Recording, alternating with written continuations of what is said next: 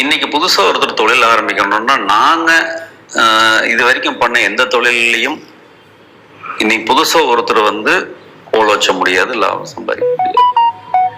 ஆனால் இன்னைக்கு நீங்கள் ஒரு கன்சியூமருக்கு, ஒரு வாடிக்கையாளருக்கு அவரோட ஒரு பெயினை குறைக்கணும், அவரோட வாழ்க்கையில ஒரு சின்ன கம்ஃபர்ட், ஒரு சௌரியம் பண்ணி கொடுக்குற மாதிரி உங்ககிட்ட ஐடியா இருந்தா அந்த தொழிலெல்லாம் ஜெயிக்கும்.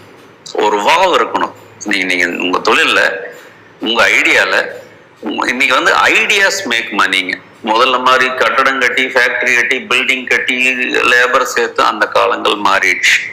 நீங்க இப்போ ரொம்ப ரொம்ப ஃபேமஸான பேர் மட்டுமே சொல்றேன். ஓலா, ஊபர், அவன்கிட்ட சொந்தமா ஒரு காரு கூட இல்லை.